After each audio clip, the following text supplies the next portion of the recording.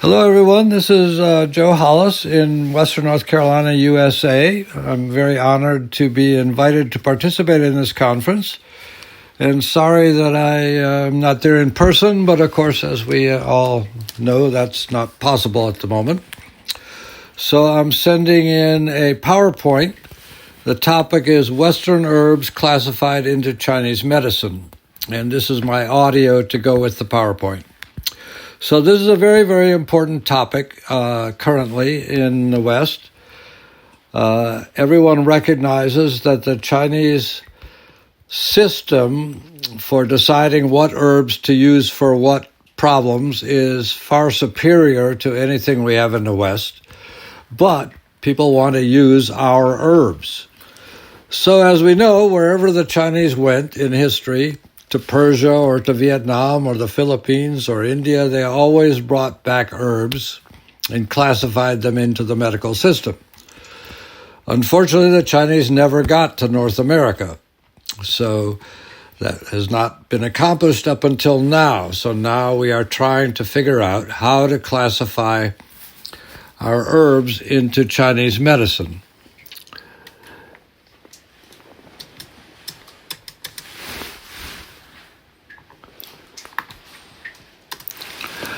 So, as I said, this is a very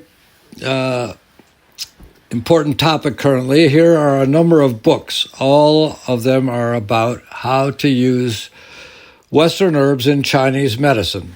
And there are probably more books than this. I teach a class called Medical Botany at a school here called Taoist Traditions, 4-year program for Chinese medicine. And the class I teach, Medical Botany, I teach how to use Western herbs in Chinese medicine.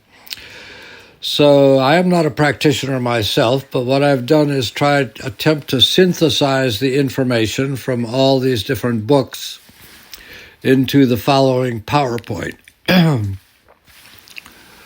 So I will go over what we've got here. This is the complete list of the herbs that we're talking about today. And on the left, we've got the Latin name and then the common name in Western medicine, and then the Chinese actions, primary and secondary. And then I also talk about the situation where you might find the herb, because in my class, I'm trying to teach people how to practice Chinese medicine with herbs that are easily grown or found in the wild. And then I'm giving the temperature, flavor, and meridians entered, and then something about the way the herb is used in Western herbal medicine. So there are some of the abbreviations that we're using. So the first herb, Agropyron Quackgrass, it's called. Very common, very weedy grass, found in lots of pastures. And unfortunately found in lots of gardens. It's very, very difficult to get rid of this herb, quite invasive. But it is an important diuretic herb for draining dampness. The next one is Marshmallow. This is a easily grown perennial, likes moist places or marshes. There are a number of mallows. They're all often relatively interchangeable. They all have an important demulcent action, very soothing, mucilaginous coating of the respiratory and digestive tract. This one is actually made into a candy called Marshmallows, which people can suck on, and then it's slowly released down the respiratory throat to coat the throat for coughs, especially used for respiratory problems.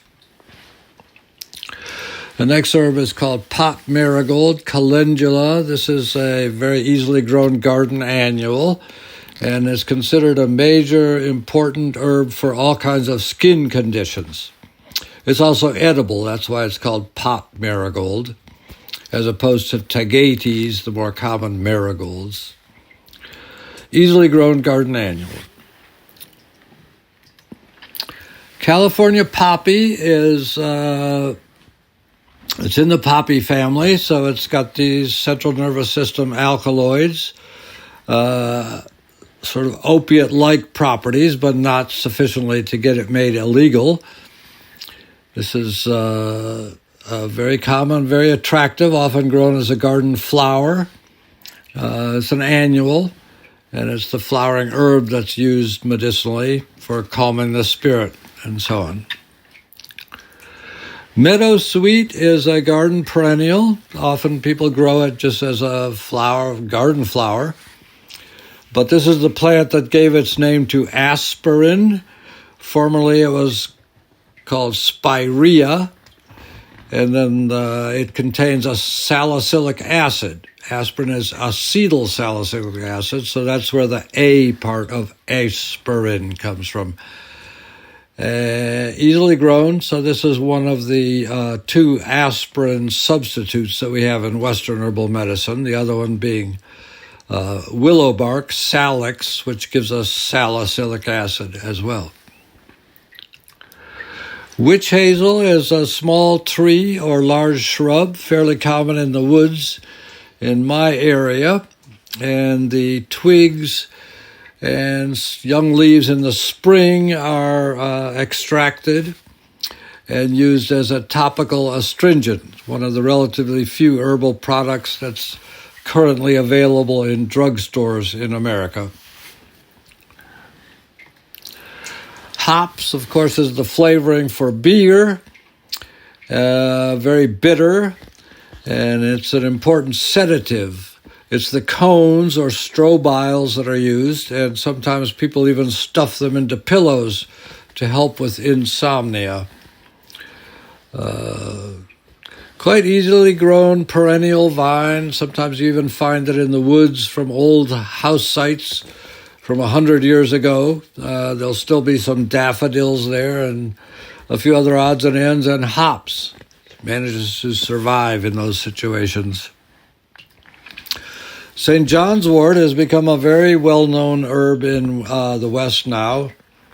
People call it herbal Prozac, Prozac being a major pharmaceutical anti-anxiety compound. So this is used, has been proven to be at least as effective as Prozac. Very common weedy perennial in pastures and so on, all over North America. There are a lot of different hypericums, but not all of them have the medicinal property. This is the major one that is used, Hypericum perforatum. Horehound is another important herb for respiratory system, for coughs. This one is also made into a candy that you can suck on to coat your throat, similar to the marshmallow. Very, very bitter tasting herb. So used for transforming lung phlegm, hot phlegm. Chamomile is another very well-known herb in the West, very calming. A lot of people drink it as a tea. Can even be given to children who are overexcited and so on. Easily grown garden annual. The flowers are the part that's used. They make a very nice tasting, relaxing tea. Oregano is a very commonly used culinary herb in cooking, one of the Mediterranean herbs with lots of essential oils. This one, the essential oil is quite powerful for releasing the exterior, for colds and flus and so on, and just even inhaling the vapor of the essential oil is beneficial for opening up the lungs. Rosemary is another Mediterranean, by Mediterranean I mean hot and dry situation, which promotes more essential oils. Another culinary herb used a lot in cooking. Also has powerful essential oils, used particularly for relaxing nervous tension, spasms, and so on. A small shrub. And sage is another of these Mediterranean herbs, another small shrubby plant, used a lot in cooking as a culinary herb, but also very good for releasing the exterior, like these other herbs has important essential oils. Next herb is wintergreen. This is a little evergreen, small, tiny shrub or ground cover found in the woods around here in sort of acid situations. Makes a nice berry. Wintergreen is a very common flavoring. And this contains methyl salicylate, which is one of the compounds that's in tiger balm and other medicinals that are rubbed into the skin for relief of muscle and aches and pains. So we've got it in the category of dispel wind damp. It's the leaves that are used. And the next herb is Echinacea. This is a super important medicinal herb in the West. One of the best known of all herbs to people that don't know anything about herbs. Have heard of Echinacea, used for prevention and relief of colds and flus. Very effective if it's used quickly, very, very early stages of catching a cold. All parts are medicinal, especially people use the roots. I think the seeds are probably the most powerful, but also the leaves and young flowers are used. There are a number of different species. Echinacea purpurea, which is pictured here, is probably the most easily grown one. There are a number of them in the Midwest and Western United States. It likes dryish soils. The more tap-rooted ones, like Echinacea angustifolia, Echinacea pallida, are possibly more powerful but difficult to grow on the East Coast because they're prone to rot in the wintertime. Quite ornamental, grown a lot as just a garden flower because it's quite showy and quite easy to grow. So important immune boosting properties. You see a lot in the West of tinctures for sale that are Echinacea plus astragalus, Huang Qi, for example. This is our wild yam, Dioscorea. So this is probably more comparable to Bichia, certainly not like a Shanyao type Dioscorea. Not at all edible, strictly medicinal. Some people use it as a women's herb, thinking it has hormone precursors. Of course, Dioscoreas were used to develop the birth control pill, but that was Mexican wild yams that had a lot of diosgenin. This local wild yam, not so much. So it's controversial whether it's any use at all for women's reproductive system, but it's definitely a powerful, important antispasmodic herb. Hawthorn, well, we have lots of hawthorns in this world. They're very difficult to classify. They hybridize and so on. In the West, hawthorn is primarily used as a heart medicine, as opposed to a digestive tonic, the way shanjia is used in China. In the spring, it's the flowers and small leaves that are used, and in the winter, we tincture the berries.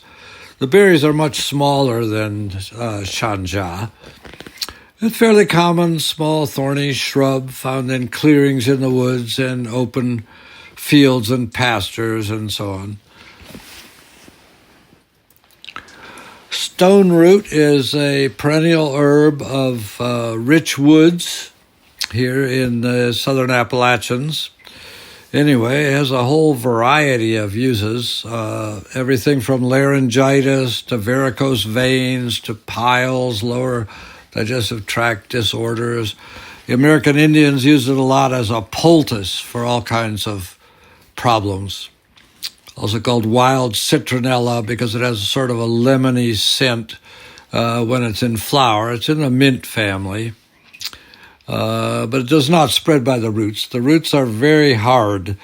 They can be sliced with difficulty when it's first harvested, and once it dries, it's almost impossible to slice. That's where the name stone root comes from. False unicorn root is a very interesting herb, now the second most valuable herb in the woods after wild ginseng, used primarily for women's fertility, preventing miscarriage, and so on. It's lily family, The plants are either male or female, rather slow growing, so it's classified as a yang tonic for the kidneys for women specifically. Blue cohosh is another women's herb for birthing, but also used for menstrual problems, but especially for as a uterine tonic for facilitating birthing. Another herb of rich woods, that is to say, lots of leaf mold, humusy type soil. Pepper is, of course, a common garden plant, vegetable, capsicum, and the capsicum is used for warming the interior. This is showing you a sweet pepper, but it's also like cayenne and the other hot peppers are used. Shepherd's purse is a fairly common weedy annual, a winter annual. Germinates in the autumn, grows through the winter, makes seeds in the spring. It's also eaten as a wild vegetable. And it's important for stopping bleeding. Used a lot by midwives for bleeding associated with the birthing process. It's in the mustard family. Pleurisy root is a very beautiful wildflower. It's the only orange milkweed. It's also called butterfly weed as a wildflower. You see it growing in rather poor soils along roadsides frequently. And it is an important herb for pleurisy, inflammation of the lungs, and also for pneumonia. So this is thought to be a very important herb for dealing with COVID. It's a perennial herb, quite easy to grow, very deep-rooted. If you dig some of it up and some of the root is left in the ground, that will regrow and make a new plant. Spikenard is Aureliaceae, so the Aurelia is the ginseng family. Everything in that family, I think, has tonic, adaptogenic properties. This is a very big herb, one of the biggest herbs found in the rich woods around here. Can be about 6 to 8 feet tall and wide.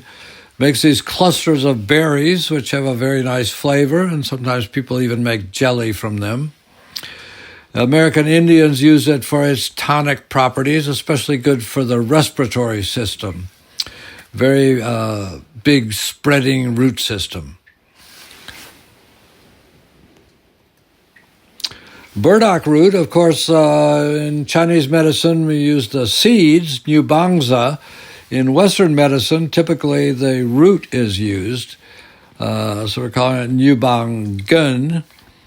And it's used for all kinds of skin problems which are related to internal disorders. So people call it a blood purifier.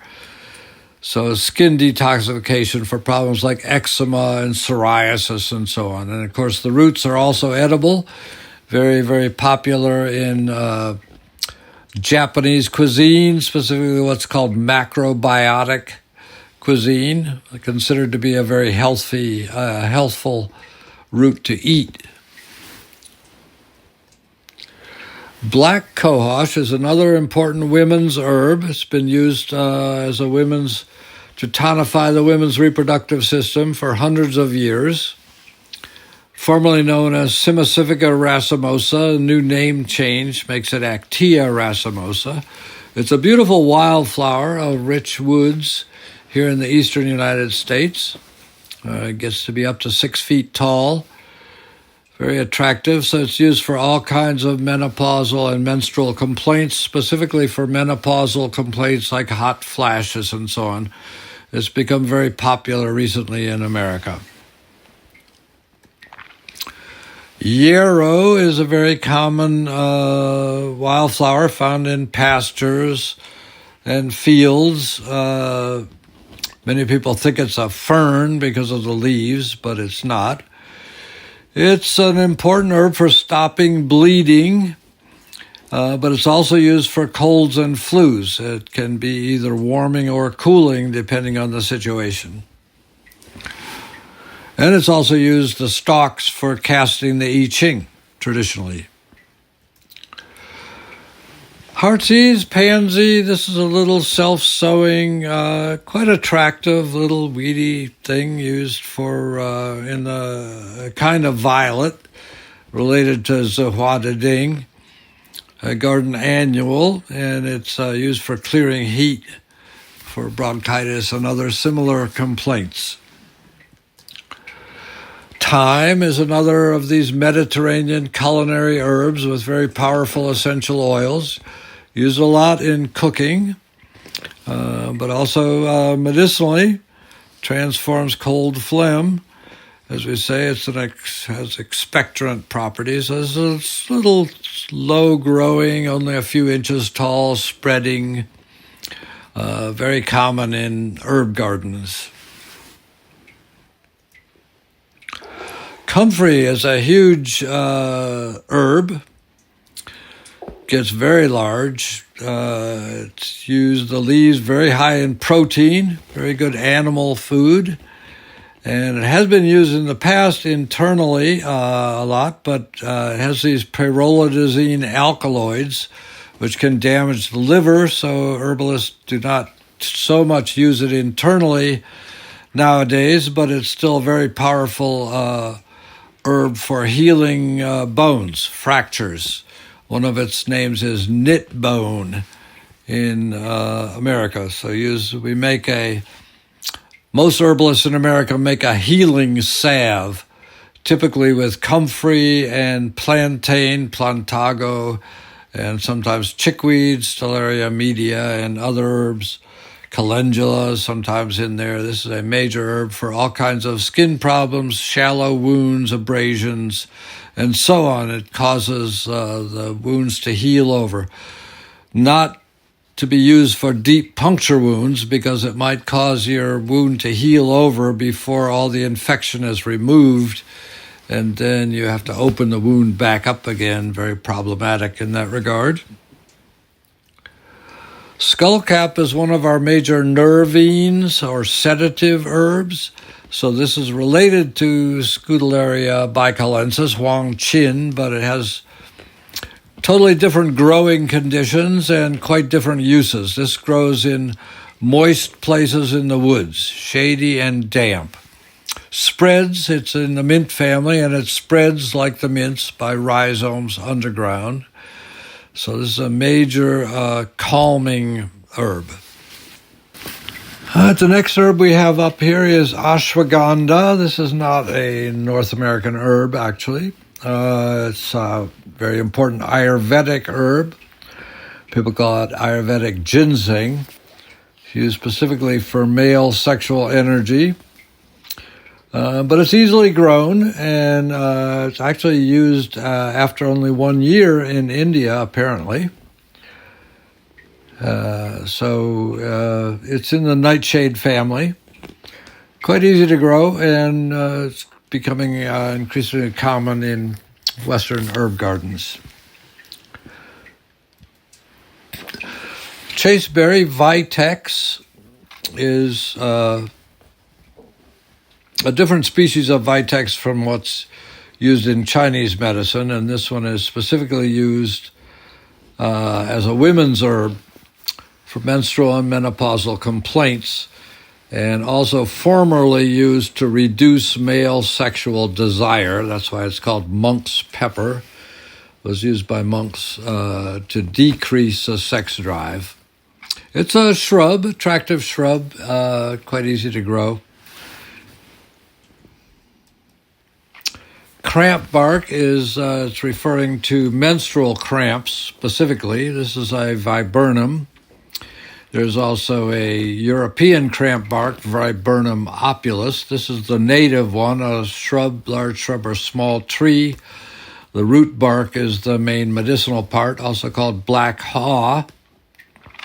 The fruits are edible. but they do have a rather large seed in them. So it's an attractive, sometimes grown as an ornamental small tree or shrub, native plant around here, used specifically for as a women's herb for threatened miscarriage and so on. Mullen is a very common weedy sort of thing seen on roadsides.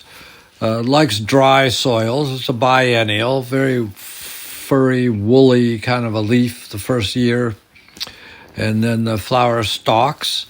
The leaves and the flowers are used. New flowers every day, so we like to specifically use the flowers. We get out and collect them every morning. It's used for all kinds of respiratory complaints, coughs, and so on.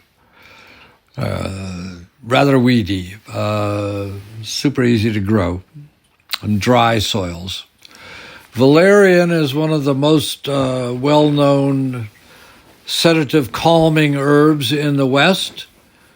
There is an important pharmaceutical called Valium, used for anxiety and so on, and that's named after this herb valerian. It's easily grown garden flower. The flowers are quite fragrant. The roots smell rather badly, but easy to grow. Sows itself. Perennial herb.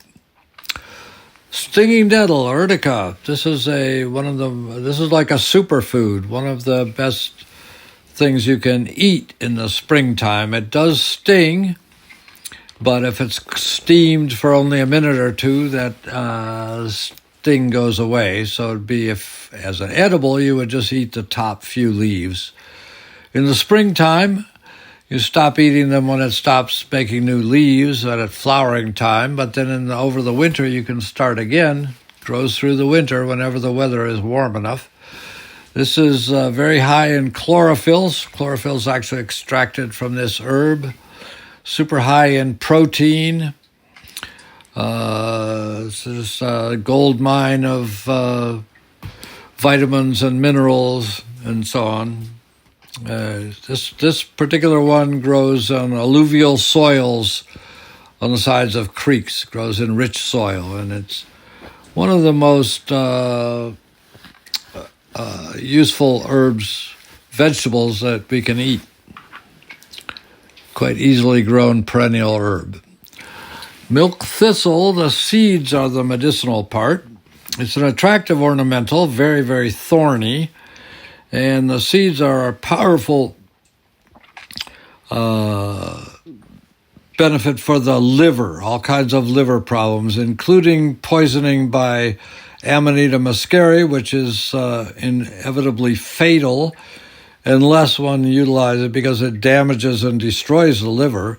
This is the only plant known that can save your life if you accidentally eat Amanita muscaria mushroom. So the seeds are used. They can be ground up and sprinkled on food even. Elderberry is a small tree or large shrub, makes colonies in moist places.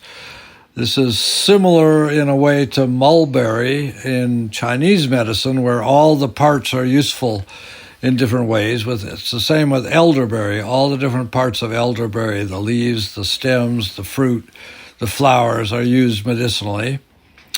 This is considered very important herb for influenza. A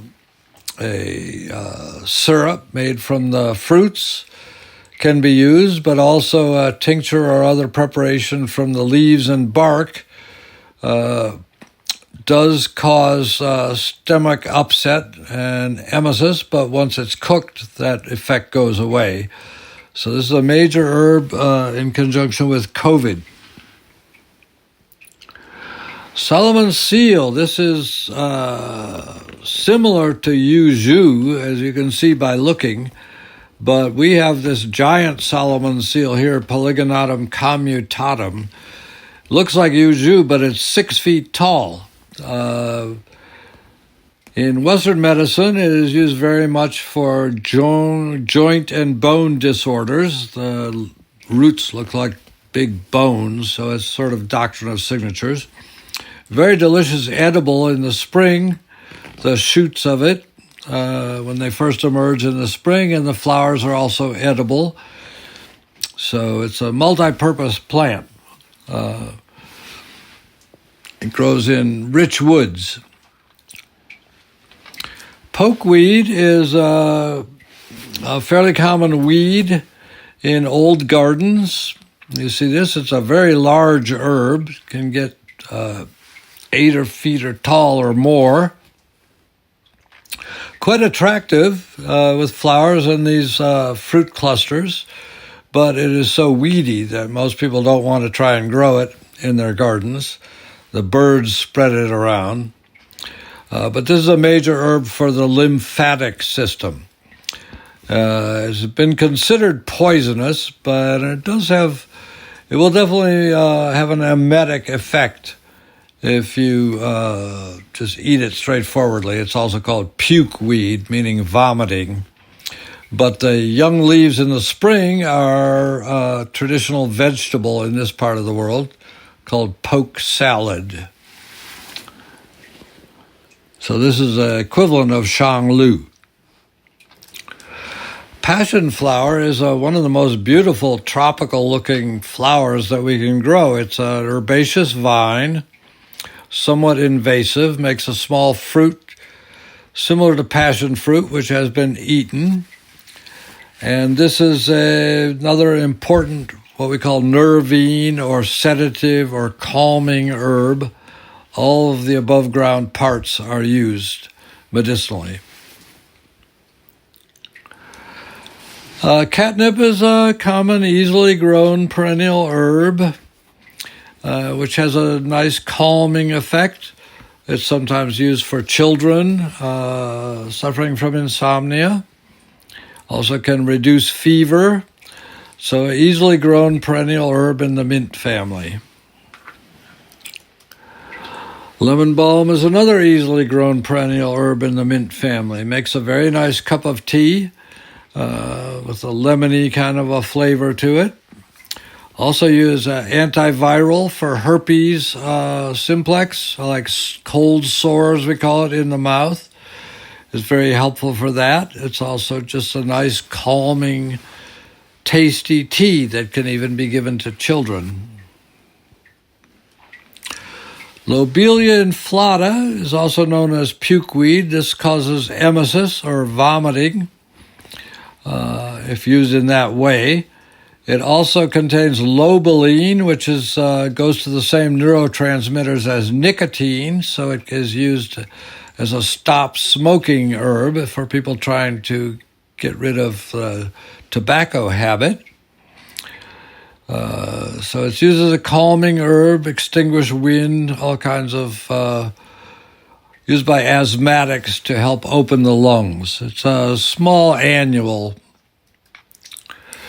Motherwort, this is our equivalent of emutsau, benefit the mother herb, and this is also called motherwort in the West, which is a very interesting parallel. This one is Leonoris cardiaca, referring to its use for heart palpitations. So it's used similar to emutsau for regulating the blood, but it also has this beneficial effect on the heart. This one is perennial, as opposed to emutsau, which is just annual or biennial, found in old fields. Oops, did I do that right?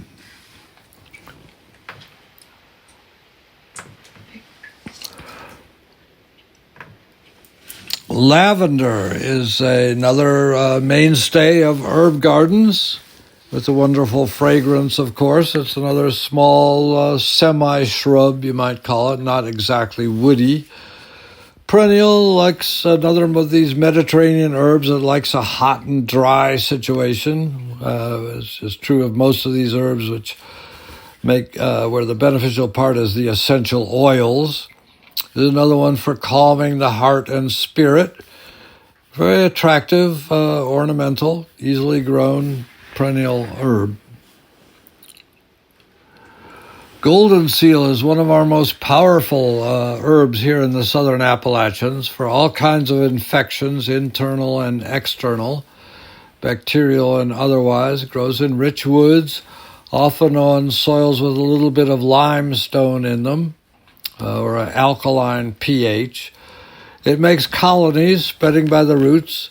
This is a berberine plant, so berberine is the Huang of Huang Qin, Huang Bai, Huang Lian. This is another Huang type plant with similar properties to those. Wild hydrangea is also common in rich woods around here, quite common, little sub-shrub, not exactly woody, but semi-woody, you might say. And this is an important diuretic. Is that the end?